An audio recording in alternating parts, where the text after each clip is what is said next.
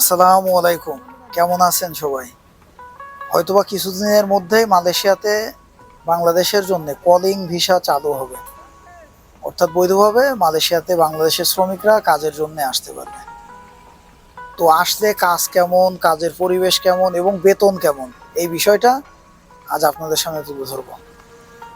যদি আপনি কনস্ট্রাকশন কাজে আসেন কলিং ভিসায়, তো আপনি কেমন পরিবেশ পরিস্থিতির মধ্যে পড়বেন আর আপনার বেতন মাসে কত আসবে। তো সবাই আমাদের সাথে থাকেন, আপনাদের একটা সুন্দর ধারণা দিতে পারবো আশা করি। গত রাত থেকে মুষলধারে বৃষ্টি হইতেছে, এখনো বৃষ্টি হচ্ছে সামান্য পরিমাণ। আপনারা হয়তো বা ক্যামেরায় বুঝতে পারতেছেন না, কিন্তু বৃষ্টি হইতেছে, সামান্য বৃষ্টি। তো এই যে মানুষের চোখে ঘুম নাই, ঢালাই যেভাবে চলতেছে, সকাল 6টা থেকে আমাদের ঢালাই শুরু হয়েছে, আর তারপর থেকেই যেভাবে চলমান, আজকের প্রায় রাত 8টা পর্যন্ত ঢালাই করবো, সকাল 6টা থেকে। তো যেটা আসলে আমরা উদ্দেশ্য যে বিষয়টা জানানো, সেটা হচ্ছে কি, যে কিছুদিনের ভিতরেই কলিং তো খুলবে আশা করি বাংলাদেশের জন্য। আর কলিং খুললেই তো স্বাভাবিক, আমাদের দেশে যেহেতু কর্মসংস্থানের অভাব, বেকার বেশি, আমাদের অধিকাংশ মানুষের চিন্তা থাকে যে মালয়েশিয়া যেতে হবে, কারণ খরচ কম, অল্প খরচে আমাদের প্রতিবেশী বা পাশাপাশি দেশ হিসাবে এখানে আসা খুবই সহজ। আর সে কারণেই সবাই টার্গেটে থাকে প্রথমেই মালয়েশিয়া, যারা আমাদের মতো গরিব বা অল্প পুঁজি আছে যাদের। তো এই মালয়েশিয়াতে আমরা এই যে কাজ করতেছি আপনাদের সবসময় দেখাই, এই যে দেখেন, আমি নিজেও মালয়েশিয়াতে আছি আজকের 15 বছর। 15 বছরে নিজের খুশি মতো, ইচ্ছা মতো 15 দিনও ছুটি কাটাইতে পারি নাই। তো যদি আপনারা মালয়েশিয়াতে আসেন, আপনাদেরও হয়তোবা আমার যেরকম চিন্তা ছিল 2 বছর থেকে চলে যাব, আপনাদেরও এরকম চিন্তা নিয়ে আসবেন, কিন্তু বাকিটা পরে হবে আল্লাহর হাতে, যে আল্লাহ ভাগ্যে কি লিখেছে সময় বলে দেবে। এই যে মানুষগুলো দেখেন, এরাও শৌখিন ছিল, বাংলাদেশে যখন ছিল খেয়ে দিয়ে ঘুরে বেড়াইতো, আর মালয়েশিয়াতে আসার পরে এই যে সকাল থেকে রাত পর্যন্ত এভাবেই কাজ করতে থাকে, এভাবেই চলতে থাকবে। খেয়াল খুশি মতো আমরা কিছুই করতে পারবো না। প্রতিটা কাজেরই একটা সিস্টেম, একটা নিয়ম, একটা শৃঙ্খলা আছে, আর সেই নিয়মের বাইরে আমরা কেউই চলতে পারবো না।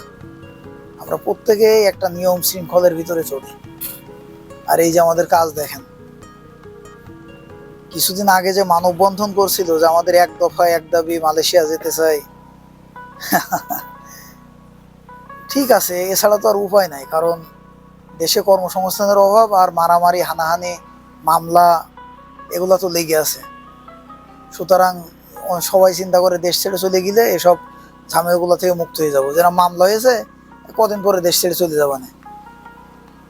আর সব দেশে তো স্বাভাবিক সবাই মেজাজ গরম নিয়েই থাকে, রক্ত গরম। আর বিদেশ আসার পরে শুধু সারাদিন ওই যে কাজ করে আর রাত্রে রুমে যায়, পরের দিন সকালে আবার কাজ, আবার রাত্রে রুমে।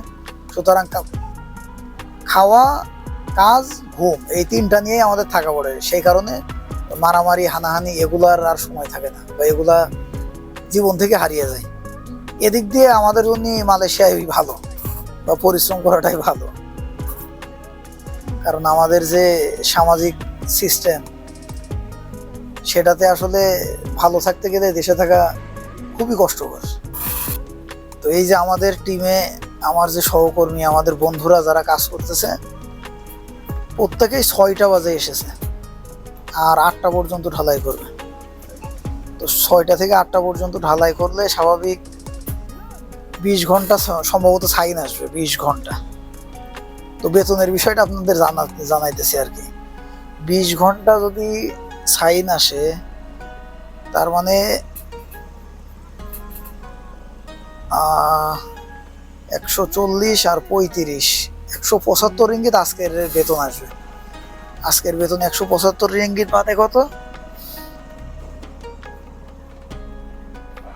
5100 টাকা। আজকের আমাদের যে বন্ধুদের, আমার সহকর্মীদের প্রত্যেকের বেতন আসবে 5000 টাকা প্লাস, শুধু আজকের হিসাব যদি করে। এখন এই কথা শুনলে বাংলাদেশে তো আর থাকবে কে? সারা মাসে 5000, আজকের 5000, কিন্তু এরপরে বাস্তবতা কি? এরপরে বাস্তবতা হচ্ছে যে আমাদের খেয়ে দেয়ে সংসার চালায়ে তারপরে পারমিট এগুলো করার পরে থাকে কয় টাকা? অনেকের কিছুই থাকে না।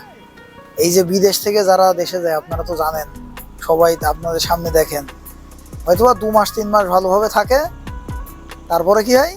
এরপরে দেশ থেকে দৌড় মারে। তো এটা বাস্তবতা, এটাই হচ্ছে বাস্তবতা। তবে হ্যাঁ, এর ভিতরে ভালো খবর হচ্ছে, যদি আমাদের এখানে 20 দিনও কাজ হয়, তারপরও এখন মাসে 60,000 টাকা ইনকাম আছে মালয়েশিয়াতে, আমাদের কোম্পানিতে বা আমরা যেখানে কাজ করতেছি আমার সাথে। আবার শুধু টাকা দেখলেও হবে না, পরিশ্রমটাও দেখতে হবে। এই যে দেখেন, আমার যে সহকর্মীরা, আমার যে বন্ধুরা, প্রত্যেকে এই এক সিরিয়ালে কাজ করেই যাইতেছে। আর আমাদের মালয়েশিয়াতে যেহেতু মডার্ন কনস্ট্রাকশন টেকনোলজির প্রজেক্ট, এখানে সব ধরনের আধুনিক মেশিনারি আছে, যেমন রেডিমিক্স কনক্রিট, পাম্প মেশিন, আরভি10 রোবট, আরও যত মেটেরিয়ালস আধুনিক যেসব যন্ত্র দরকার সেগুলো সবই আছে। তো এই যে ঢালাই শেষ, আজকের আমাদের ঢালাই শেষ, এখন এর উপরে চলে আসবে পাওয়ার ফ্লোরিং। মালয়েশিয়ার গাড়ি পার্কিংগুলো এই যে এভাবেই মজবুত করা হয়, যেন 100 বছর নির্বিঘ্নেই বসবাস করতে পারে। আর এগুলার কন্ট্রাক্ট হচ্ছে 100 বছরের। সুতরাং বিল্ডিং আমাদের ওইভাবে বানাতে হবে যেন 100 বছর এগুলা স্থায়িত্ব থাকে। আর আমরা এখানে কোনো কিছুই খেয়ালখুশি মতো করতে পারবো না, প্রত্যেকটা কাজের জন্যই ইঞ্জিনিয়ার আছে তদারকির জন্য। 2 জন ইঞ্জিনিয়ার সর্বক্ষণিক আমাদের এখানে থাকে কাজ তদারকি করার জন্য। আর 19-20 তো করা সম্ভব না। সুতরাং ইঞ্জিনিয়ার যে ইনস্ট্রাকশন সেটা সবসময় আমরা মেনে চলি। অ্যাডভান্স ওয়েলকাম আমার যেসব বন্ধুরা ভাইরা এবার কলিং ভিসায় মালয়েশিয়াতে আসবেন। মনে রাখবেন, অবশ্যই কঠোর পরিশ্রম করতে হবে।